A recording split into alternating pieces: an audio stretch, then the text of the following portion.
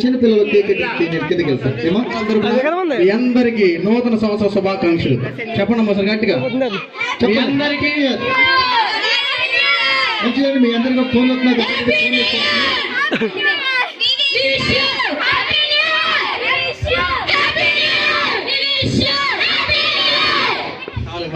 మంచిదండి.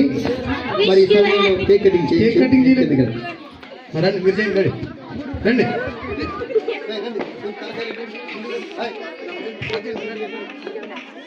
ఎవడు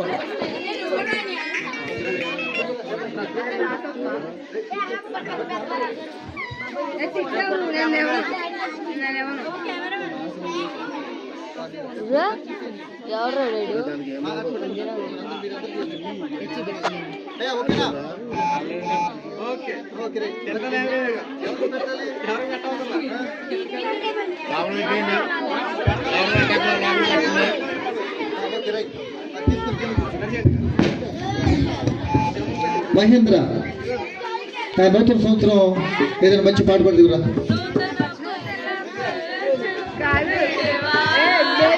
ఓకే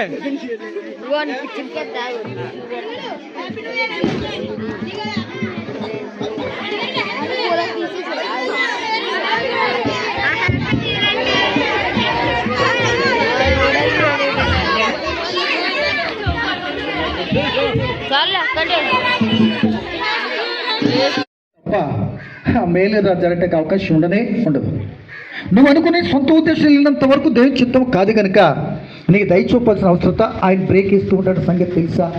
కనుక సొంతమైన దయా కిరీటాన్ని దేవుడు నీకు నాకు ఇచ్చాడు కనుక ప్రేమ దేవుడి పిల్లలరా, ఈ సొంతం దయా కిరీటంలో నువ్వు నేనేం చేయాలంటే సొంతం జరుగుతూ ఉండగా మన కార్యాలు నూతనపరచుకోవాలండి.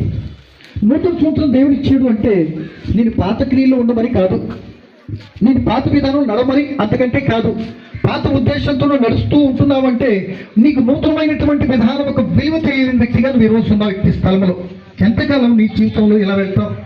న్యాయం అనుకో. నీకు నూతన సంవత్సరం నూతన ఉద్దేశంతో నూతన స్థలంతో చెత్త చెదర అక్కడ పెట్టి పరుగుని ఇక్కడికి వచ్చి ఒక నూతన ఉద్దేశంతో ఉండాలనే తలంపు నీకు ఎందుకు రాలా అంటే నూతనమైందో పాతదో మాకేం తెలుసు. సోమవారంతో ఆదివారం సోమవారం అవుతుంది. సంవత్సరం ఒకటిగా మారింది. మొత్తం కాలచక్రమంతా కూడా అలాగే తిరుగుతుంది కదా, పైకి కిందకి పైకి ఇలా తిరుగుతుంది. సంవత్సరం ఒకటి మారింది. మరి నీ దయ కిరీటం ఎందుకు ఇచ్చాడంటే అర్థమైంది. దయ కిరీటం ఎందుకు ఇచ్చాడు అర్థమైంది అంటే దయ చూపాడు కనుక దయ చూపాడు. ఆ దయ అంటే తెలుసా, నువ్వు చేసుకున్న దాన్ని బట్టి కాదు, నీకున్న దాన్ని బట్టి కాదు, కేవలము నీ దీన స్థితిని నువ్వు చేసుకోలేని పనికి నువ్వు నడవలేని అన్ని సమస్తం సమకూర్చి ఆయన దయ చూపి మేలు చేసి ఒక సొంతమైన దయ కిరీటాన్ని దేవుడు మనకి ఇచ్చాడు. ఇచ్చినటువంటి ఆ కిరీటాన్ని పొందుకున్నామంటే ఉంది.